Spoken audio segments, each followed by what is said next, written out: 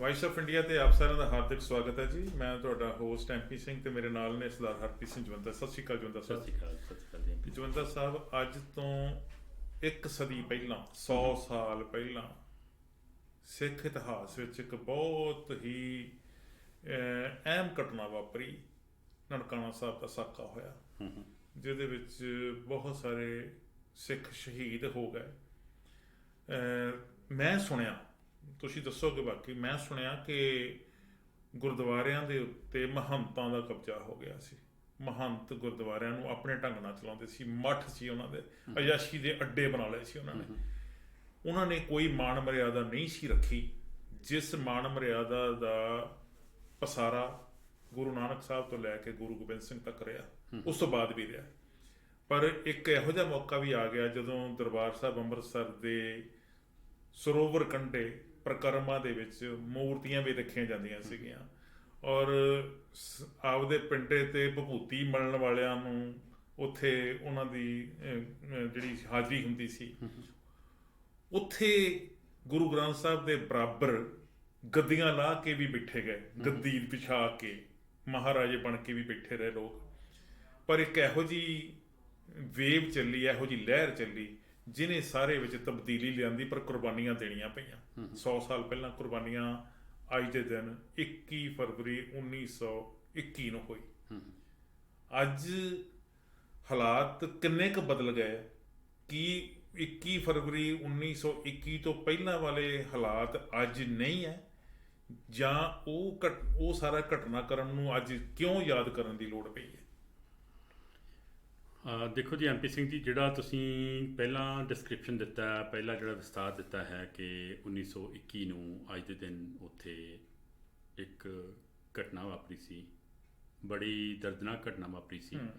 ਮੈਂ ਉਹਦੀ ਪਰਪੇਖ ਕੁਝ ਦੱਸਣਾ ਚਾਹੁੰਦਾ ਕਿ ਜਦੋਂ ਮਨਮਤੀਆਂ ਹੱਦੋਂ ਵੱਧ ਹੋ ਗਈਆਂ, ਮਿਸਯੂਜ਼ ਸ਼ੁਰੂ ਹੋ ਗਿਆ, ਗੋਲਕ ਦੀ ਮਿਸਯੂਜ਼ ਸ਼ੁਰੂ ਹੋ ਗਈ ਬੜੀ ਬੁਰੀ ਤਰ੍ਹਾਂ ਨਾਲ। ਸਿੱਖੀ ਦੀ ਗੱਲ, ਸਿੱਖ ਦੀ ਗੱਲ, ਗੁਰੂ ਗ੍ਰੰਥ ਸਾਹਿਬ ਦੀ ਗੱਲ ਜਿਹੜੀ ਇੱਕ ਪਾਸੇ ਰੱਖ ਕੇ ਇੱਕ ਕਮਰਸ਼ੀਅਲ ਪਲੇਸ ਬਣਾ ਦਿੱਤੇ ਗਏ। ਇੱਕ ਸੈਕਟ ਦਾ ਕਬਜ਼ਾ ਹੋ ਗਿਆ ਉਹਨਾਂ ਤੇ।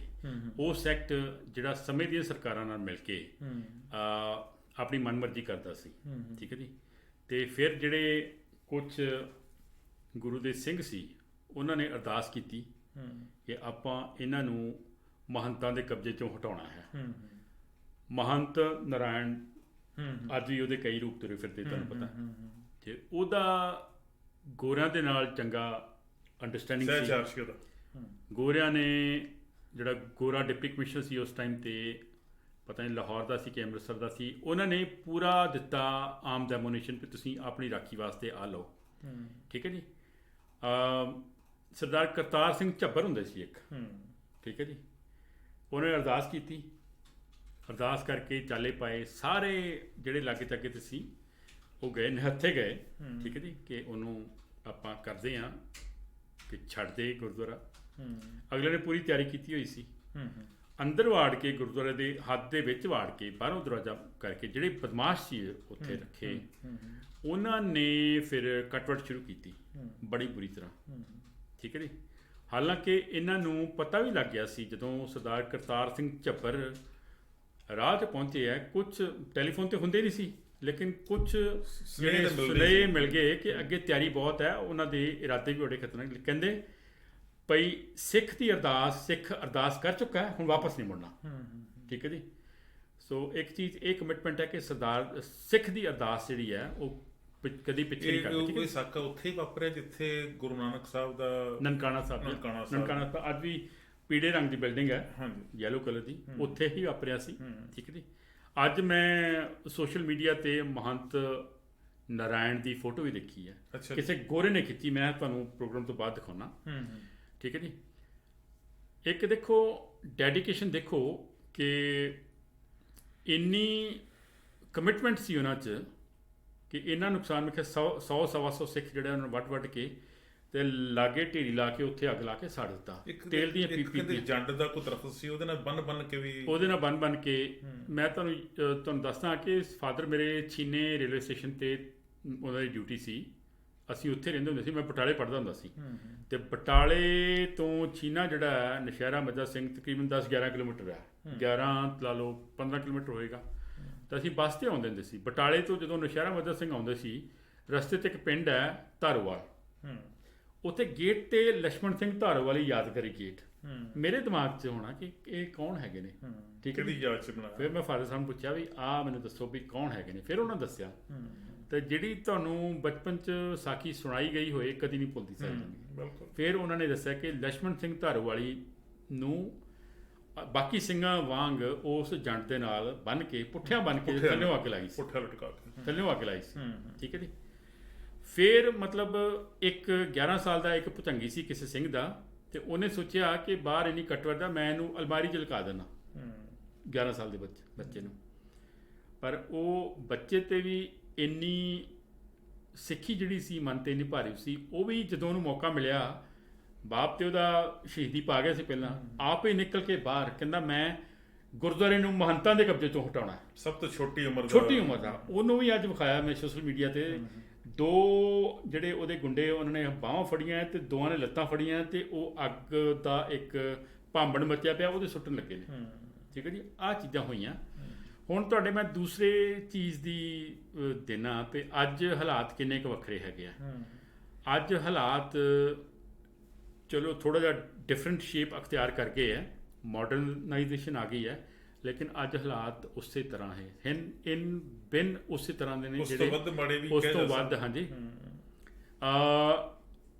ਕਮਰਸ਼ੀਅਲ ਜਿਹੜਾ ਪੱਖ ਹੈ ਭਾਰੂ ਹੋ ਗਿਆ ਜੀ। ਸਿੱਖੀ ਦੀ ਗੱਲਬਾਤ ਜਿਹੜੀ ਹੈ ਉਹ ਖਤਮ ਹੈ, ਠੀਕ ਹੈ ਜੀ, ਰੈਸਟ੍ਰਿਕਟਡ।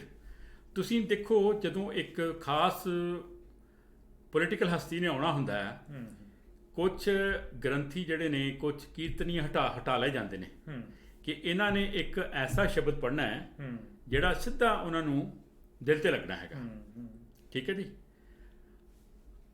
ਕੀਰਤਨੀਏ ਜਿਹੜੇ ਨੇ ਉਹ ਅਗਰ ਇੱਕ ਪੋਲੀਟੀਕਲ ਪਾਰਟੀ ਦੇ ਬੰਦਿਆਂ ਦੇ ਆਉਣ 'ਤੇ ਚੱਲਦੇ ਕੀਰਤਨ 'ਚ ਖੜੇ ਨਹੀਂ ਹੁੰਦੇ ਤੇ ਉਹਨਾਂ ਨੂੰ ਸਜ਼ਾ ਦਿੱਤੀ ਜਾਂਦੀ ਹੈ, ਠੀਕ ਹੈ ਜੀ। ਪਿੱਛੇ ਦੇ 353 ਸਰੂਪ ਜਿਹੜੇ ਨੇ ਸ੍ਰੀ ਗੁਰੂ ਗ੍ਰੰਥ ਸਾਹਿਬ ਦੇ, ਇਹਨਾਂ ਦੀ ਗਲਤੀ ਕਰਕੇ, ਇਹਨਾਂ ਦੇ ਨਿਖਿਤ ਪਰਫਾਰਮੈਂਸ ਕਰਕੇ ਗਵਾਚ ਗਏ। ਸੰਗਤ ਉੱਥੇ ਬੈਠੀ ਹੈ ਕਿ ਸਾਨੂੰ ਗਵਾਤੇ ਗਏ, ਠੀਕ ਹੈ ਜੀ। ਸੰਗਤ ਬੈਠੀ ਹੈ ਉੱਥੇ ਵੀ ਸਾਨੂੰ ਉਸ ਚੀਜ਼ ਦਾ ਹਿਸਾਬ ਦਿਓ। ਮੈਂ ਨਹੀਂ ਸਮਝਦਾ ਕੋਈ ਗਲਤ ਗੱਲ ਹੈ। ਜਿਸ ਤਰ੍ਹਾਂ ਮਹੰਤ ਨਾਰਾਇਣ ਦੇ ਗੁੰਡਿਆਂ ਨੇ ਆ ਕੇ ਉਸ ਟਾਈਮ 'ਤੇ ਗੁੰਡਾਗਰਦੀ ਕੀਤੀ ਸੀ, ਸੇਮ SGPC ਦੇ ਗੁੰਡੇ ਆ ਕੇ ਉਹਨਾਂ ਨੂੰ ਕੁੱਟਦੇ ਨੇ, ਮਾਰਦੇ ਨੇ, ਠੀਕ ਹੈ, ਘੜੀਸਦੇ ਨੇ, ਕੇਸਾਂ ਤੋਂ ਫੜ ਕੇ ਘੜੀਸਦੇ ਨੇ, ਠੀਕ ਹੈ ਜੀ। SGPC ਦੇ ਜਿਹੜੇ ਇਜਲਾਸ ਹੈ ਉਹਦੇ 'ਚ ਅਗਰ ਕੋਈ ਜਾਗਰੂਕ ਇਨਸਾਨ ਜਾਂ ਜਾਗਰੂਕ ਲੇਡੀ ਕੋਈ ਸੱਚਾਈ ਸੁਣਾਉਣ ਦੀ ਕੋਸ਼ਿਸ਼ ਕਰਦੀ ਹੈ ਤੇ ਉਹਦਾ ਮੂੰਹ ਬੰਦ ਕੀਤਾ ਜਾਂਦਾ, ਮਾਈਕ ਖੋਲ੍ਹਿਆ ਜਾਂਦਾ। ਹਰਿਮੰਦਰ ਸਾਹਿਬ ਤੇ ਆਪਣੇ ਜਿਹੜਾ ਗੁਰਦੁਆਰਾ ਸ਼ਹੀਦਾਂ, 2 ਗੁਰਦੁਆਰਿਆਂ ਦੀ ਗੱਲ ਕਰਦਾ ਸਿਰਫ ਮੈਂ, ਔਨ ਰਿਕਾਰਡ ਜਿਹੜਾ ਉੱਥੋਂ ਦਾ ਜਥੇਦਾਰ ਰਿਹਾ, ਉਹਦੇ ਕਥਨ ਮੁਤਾਬਿਕ ਕਰੋਨਾ ਕਾਲ ਤੋਂ ਪਹਿਲਾਂ ਇੱਕ ਦਿਨ ਦੀ ਜਿਹੜੀ ਕਮਾਈ ਹੈ ਉਹ 5 ਕਰੋੜ ਦਾ ਹੈ। ਕਮਾਈ ਜਾਂ ਚੜਾਵਾ, ਮਤਲਬ ਹੁਣ ਤੇ ਕਮਾਈ ਸਮਝ ਕੇ ਕਰਦੇ ਆ, ਮਤਲਬ ਚੜਾਵਾ ਉੱਥੇ, ਠੀਕ ਹੈ ਜੀ। ਤੁਸੀਂ ਮੈਨੂੰ ਇਹ ਗੱਲ ਦੱਸੋ MP ਸਿੰਘ ਜੀ ਵੀ ਇੱਕ ਦਿਨ ਦਾ ਚੜਾਵਾ, ਹਾਲਾਂਕਿ ਮੈਂ ਜਿਹੜੇ ਦੁਕਾਨਾਂ ਨੇ ਉੱਥੇ ਕਮਰਸ਼ੀਅਲ ਪਲੇਸਿਸ ਬਣੇ ਨੇ ਉਹਦੇ ਰੈਂਟ, ਜਿਹੜੀ ਹੋਰ ਜਗੀਰਾਂ ਨੇ ਹੋਰ, ਉਹਦੀ ਗੱਲ ਨਹੀਂ ਕਰਦਾ ਹੈਗਾ, ਸਿਰਫ ਜਿਹੜੇ ਉੱਥੋਂ ਡੋਨੇਸ਼ਨ ਆਉਂਦੀ ਹੈ। ਤੇ ਮੈਂ ਸੋਚਦਾ ਹੁੰਦਾ ਕਿ ਅਗਰ 5 ਕਰੋੜ ਦਿਨ ਦੀ ਆਮਦਨ ਹੋਏ ਤੇ ਸਾਡੇ ਕੋਲ ਇੱਕ ਅਖਬਾਰ ਨਾ ਕੱਢ ਸਕੀਏ ਆਪਾਂ, ਜਿਸ ਤੇ ਨਰੋਲ ਸਿੱਖੀ ਦੀ ਗੱਲ ਹੋਏ। ਆਪਾਂ ਜਿਹੜੇ ਕਿਸਾਨ ਜਿਹੜੇ ਨੇ ਖੁਦਕੁਸ਼ੀ ਕਰਦੇ ਨੇ 80-80 ਹਜ਼ਾਰ ਤੋਂ, ਅਸੀਂ ਉਹਨਾਂ ਨੂੰ ਸਪੋਰਟ ਨਹੀਂ ਕਰ ਸਕਦੇ। ਜਿਹੜੇ ਇੱਕ ਮਰੀਜ਼ ਆ ਜਿਹੜਾ ਮੈਡੀਕਲ ਫੈਸਿਲਿਟੀ ਦੀ ਗੱਲ ਕਰਦਾ, ਤੁਸੀਂ ਇੱਕ ਵਰਲਡ ਕਲਾਸ ਇੱਕ ਹਸਪੀਟਲ ਨਹੀਂ ਬਣਾ ਸਕਦੇ। ਅਗਰ ਬਣਾਇਆ ਹੈ ਤੇ ਉੱਥੇ ਤੁਸੀਂ ਚਾਰਜ ਕਰਦੇ ਹੋ, ਕਿਉਂ ਕਰਦੇ ਹੋ ਤੁਸੀਂ ਇਸ ਤਰ੍ਹਾਂ? ਜਿਵੇਂ ਜੀ ਤੁਸੀਂ ਅਖਬਾਰ ਦੀ ਗੱਲ ਕੀਤੀ ਆ, ਮੈਂ ਕਿਤਾਬਾਂ ਦੀ ਗੱਲ ਕਰਦਾ ਜੀ। ਸ਼੍ਰੋਮਣੀ ਕਮੇਟੀ ਨੇ ਬਹੁਤ ਸਾਰੀਆਂ ਕਿਤਾਬਾਂ ਛਾਪੀਆਂ ਜਿਹੜੀਆਂ ਕੰਟਰੋਵਰਸ਼ੀਅਲ ਹੈ। ਉਹਦੇ 'ਚ ਜਿਹੜੇ ਕੰਟੈਂਟਸ ਹੈਗੇ ਨੇ, ਇਤਿਹਾਸ ਨਾਲ ਕੰਟੈਂਟਸ ਹੈਗੇ ਨੇ MP ਸਿੰਘ ਜੀ, ਜਿਹੜੇ ਸਿੱਧੇ ਨਾਗਪੁਰ ਤੋਂ ਉਹ ਡਾਇਰੈਕਟ ਕੀਤੇ ਨੇ। ਬਿਲਕੁਲ RSS ਦੇ ਬੰਦੇ ਕਹਿੰਦੇ ਆਹ ਚੀਜ਼ ਪਾਓ, ਇਹ ਕਹਿੰਦੇ ਪਾ ਦਿੰਦੇ ਅਸੀਂ, ਸਿਰਫ ਇਸ ਕਰਕੇ ਕਿਉਂਕਿ RSS ਦੇ ਹੱਥ 'ਚ ਇਹਨਾਂ ਦੇ ਜਿਹੜੇ ਕੰਟਰੋਲਰ ਜਿਹੜੇ ਨੇ, ਬਾਦਲ ਹੋਇਆ ਪਰਿਵਾਰ, ਉਹ RSS ਦਾ ਹੱਥ। ਤੁਸੀਂ ਜਵੰਦਰ ਜੀ ਸ਼ੁਰੂ 'ਚ ਗੱਲ ਕੀਤੀ ਸੀਗੀ ਕਿ ਜਿਹੜਾ ਮਹੰਤ ਸੀਗਾ ਉੱਥੇ ਨਨਕਾਣਾ ਸਾਹਿਬ ਗੁਰਦੁਆਰੇ ਨੂੰ ਕਬਜ਼ੇ 'ਚ ਰੱਖ ਕੇ ਬੈਠਾ, ਉਹਦੀ ਅੰਗਰੇਜ਼ਾਂ ਦੇ ਨਾਲ ਬੜਾ ਸਹਿਚਾਰ ਸੀ। ਹਾਂਜੀ। ਔਰ ਅੰਗਰੇਜ਼ ਉਹਦੀ ਪ੍ਰੋਟੈਕਸ਼ਨ ਕਰ ਰਹੇ ਸੀ, ਉਹਨੂੰ ਹੱਲਾਸ਼ੇਰੀ ਵੀ ਦਿੰਦੇ ਸੀ ਵੀ ਤੂੰ ਲੱਗਾ ਰਹਿ। ਤੇ ਅੰਗਰੇਜ਼ਾਂ ਦੀ ਹੱਲਾਸ਼ੇਰੀ ਤੇ ਹੀ ਉਹਨੇ ਐਡਾ ਵੱਡਾ ਕਾਂਡ ਕੀਤਾ ਜਿਹਦੀ ਯਾਦ ਜਿਹੜੀ ਅੱਜ ਅਸੀਂ 100 ਸਾਲ ਬਾਅਦ ਵੀ ਕਰ ਰਹੇ ਹਾਂ। ਉਸ ਇਤਿਹਾਸ ਨੂੰ ਮਿਟਿਆ ਨਹੀਂ ਜਾ ਸਕਦਾ, ਮਿਟਾਇਆ ਨਹੀਂ ਜਾ ਸਕਦਾ, ਭੁਲਾਇਆ ਨਹੀਂ ਜਾ ਸਕਦਾ। ਮੌਜੂਦਾ ਜੋ ਸੈਟਅਪ ਹੈ ਉਹਦੇ ਵਿੱਚ ਵੀ ਤਾਂ ਸਰਕਾਰਾਂ ਜਿਹੜੀ ਆ ਉਹਨੂੰ ਪੈਨੀਟ੍ਰੇਟ ਕਰਨ ਦਾ ਮੌਕਾ ਦਿੱਤਾ ਗਿਆ, ਪੂਰਾ ਮਾਹੌਲ ਉਸ ਤਰੀਕੇ ਨਾਲ ਸਿਰਜਿਆ ਗਿਆ ਕਿ ਉਹ ਦਖਲਅੰਦਾਜ਼ੀ ਕਰਨ। ਔਰ ਉਹ ਦਖਲਅੰਦਾਜ਼ੀ ਇੰਨੀ ਜ਼ਿਆਦਾ ਵਾ ਕਿ ਅੱਜ ਉਹਨਾਂ ਦੇ ਪੁੱਛੇ ਬਿਨਾਂ ਜਿਹੜੀ ਉਹ ਚੜੀ ਨਹੀਂ ਫੜਕਦੀ ਉੱਥੇ। MP ਸਿੰਘ ਜੀ, ਮੈਂ ਤੁਹਾਨੂੰ ਅੱਜ ਕਲੀਅਰ ਸ਼ਬਦਾਂ 'ਚ ਦੱਸਦਾ, ਹਾਲਾਂਕਿ ਕਈ ਦਾਨਿਸ਼ਵਰ ਹੈਗੇ ਨੇ, ਮੇਰਾ ਤੇ ਉਹਨਾਂ ਨਾਲ ਕੋਈ ਕੰਪੈਰੀਜ਼ਨ ਨਹੀਂ, ਬਹੁਤ ਹਾਈ ਲੈਵਲ ਦੇ ਨੇ। ਜਿਹੜੀ SGPC, ਜਿਹੜੀ ਪੰਜਾਬ ਸਰਕਾਰ, ਜਿਹੜੀ ਐਡਮਿਨਿਸਟ੍ਰੇਸ਼ਨ ਜਿਹੜੀ ਹੈ ਦਿੱਲੀ ਦੀ ਬੋਲੀ ਨਹੀਂ ਬੋਲਦੀ, ਉਹ ਕਦੀ ਚੱਲਣ ਨਹੀਂ ਦਿੱਤੀ ਜਾਂਦੀ। ਚਾਹੇ ਉਹ SGPC ਹੈਗੀ ਹੈ, ਚਾਹੇ ਉਹ ਪ੍ਰਬੰਧਕ ਕਮੇਟੀ ਕੋਈ ਹੋਰ ਹੈਗੀ ਹੈ, ਚਾਹੇ ਉੱਥੋਂ ਦੇ ਜਿਹੜੇ ਪ੍ਰਧਾਨ ਹੈਗੇ ਨੇ, ਚਾਹੇ ਕੋਈ ਪੰਜਾਬ ਨੂੰ ਕਰਨ ਵਾਲਾ ਹੈਗਾ, ਰੂਲ ਕਰਨ ਵਾਲਾ ਹੈਗਾ, ਜਿਹੜਾ ਦਿੱਲੀ ਨੂੰ ਅੱਖਾਂ ਵਿਖਾਉਂਦਾ ਉਹਦੇ ਦਿਨ ਬਹੁਤ ਛੋਟੇ ਕਰ ਦਿੱਤੇ ਜਾਂਦੇ ਹੈਗੇ ਆ। ਜਦੋਂ ਅਸੀਂ ਸ਼ਹੀਦਾਂ ਦੀ ਉਹਨਾਂ ਦੀ ਗੱਲ ਕਰਦੇ, ਜਿਹੜੇ ਨਨਕਾਣਾ ਸਾਹਿਬ 'ਚ ਸ਼ਹੀਦ ਕਰ ਦਿੱਤੇ ਗਏ ਆ, ਉਹਨਾਂ ਨੂੰ ਚੇਤੇ ਕਰਨ ਦੇ ਪਿੱਛੇ ਮਕਸਦ ਤਾਂ ਇਹੀ ਆ ਨਾ ਜੀ ਕਿ ਉਹ ਹਾਲਾਤ ਨੂੰ, ਉਹਨਾਂ ਹਾਲਾਤ ਦਾ ਐਨਾਲਿਸਿਸ ਕੀਤਾ ਜਾਵੇ, ਗੰਧਾਲਿਆ ਜਾਵੇ ਸਾਰੇ ਕੁਛ ਨੂੰ ਕਿ ਉਹ ਕਿਉਂ ਸਾਰਾ ਕੁਛ ਹੋਇਆ ਸੀਗਾ ਔਰ ਅੱਜ ਸਾਰਾ ਕੁਛ ਕਿਉਂ ਹੋ ਰਿਹਾ। ਤੇ ਫਰਕ ਤਾਂ ਲੱਭਣ ਦੀ ਲੋੜ ਹੈ ਨਾ ਜੀ। ਤੇ ਅਸਲ ਵਿੱਚ ਜਿਨ੍ਹਾਂ ਨੂੰ ਤੁਸੀਂ ਇਹ ਵੀ ਕਿਹਾ ਕਿ ਦਾਨਿਸ਼ਵਰ ਆ ਜਿਹੜੇ ਲੋਕ, ਉਹ ਜ਼ਰੂਰ ਫਿਕਰਮੰਦ ਹੁੰਦੇ ਆ, ਉਹਨਾਂ ਨੂੰ ਫਿਕਰ ਹੁੰਦਾ, ਉਹ ਇਹ ਵਖਰੇਵਾਂ ਕਿਉਂ ਨਹੀਂ ਕਰ ਸਕੇ। ਸਾਰਾ ਕੁਛ ਇੱਦਾਂ ਹੀ ਆ ਵੀ ਅੱਖਾਂ ਬੰਦ ਕਰਕੇ ਜੋ ਹੁੰਦਾ ਹੋਈ ਜਾਂਦੇ ਹੋ। SGPC ਬਕਾਇਦਾ ਇੱਕ ਡੈਮੋਕ੍ਰੈਟਿਕ ਅਦਾਰਾ ਕਿਹਾ ਜਾ ਸਕਦਾ, ਵੋਟਾਂ ਪਾ ਕੇ ਉਹਨਾਂ ਦੇ ਮੈਂਬਰ ਚੁਣੇ ਜਾਂਦੇ ਆ, ਉਹ ਮੈਂਬਰ ਆਪਣੇ ਵਿੱਚੋਂ ਅਹੁਦੇਦਾਰਾਂ ਦੀ ਚੋਣ ਕਰਦੇ ਆ।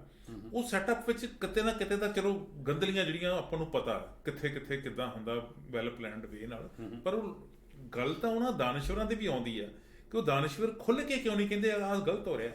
ਦਾਨਿਸ਼ਵਰ ਐਕਚੁਅਲੀ ਜੇ ਕਰਤਾਰ ਸਿੰਘ ਝੱਬਰ ਨੇ ਉਦੋਂ ਇਹ ਗੱਲ ਕੀਤੀ ਕਿ ਅਸੀਂ ਮਹੰਤ ਦੇ ਜਿਹੜਾ ਗਲਬੇ ਦੇ ਵਿੱਚੋਂ ਗੁਰਦੁਆਰਾ ਸਾਹਿਬ ਨੂੰ ਆਜ਼ਾਦ ਕਰਾਉਣਾ, ਇਕੱਲੇ ਨਨਕਾਣਾ ਸਾਹਿਬ ਦੀ ਗੱਲ ਨਹੀਂ, ਅਸਲ 'ਚ ਸਾਰੇ ਗੁਰਦੁਆਰਿਆਂ ਦੀ ਗੱਲ ਹੀ ਸੀ। ਤੇ ਨਨਕਾਣਾ ਸਾਹਿਬ ਗੁਰਦੁਆਰਾ ਦੇ ਵਿੱਚ ਜੋ ਕਾਂਡ ਵਾਪਰਿਆ, ਉਦੋਂ ਬਾਅਦ ਤੁਸੀਂ ਦੇਖੋ ਗੁਰਦੁਆਰਾ ਜਿਹੜਾ ਐਕਟ ਬਣਿਆ ਬਹੁਤ ਦੇਰ ਬਾਅਦ ਹੀ, ਜੈਤੋਂ ਦਾ ਮੋਰਚਾ ਲੱਗਾ ਸੀ। ਠੀਕ ਹੈ ਜੀ। ਮਹਾਤਮਾ ਗਾਂਧੀ ਉਦੋਂ ਕਹਿ ਰਿਹਾ ਸੀਗਾ ਕਿ ਜੈਤੋਂ ਦਾ ਮੋਰਚਾ ਜਿੱਤ ਗਿਆ, ਹਿੰਦੁਸਤਾਨ ਦੀ ਆਜ਼ਾਦੀ ਜਿਹੜੀ ਆ ਉਹਦੀ ਸ਼ੁਰੂਆਤ ਹੋ ਗਈ। ਠੀਕ ਹੈ, ਇਸ ਤਰੀਕੇ ਨਾਲ ਉਹਨੇ ਇਹ ਗੱਲ ਕਹੀ ਸੀ। ਅੱਜ ਲੋੜ ਉਨੀ ਹੈ।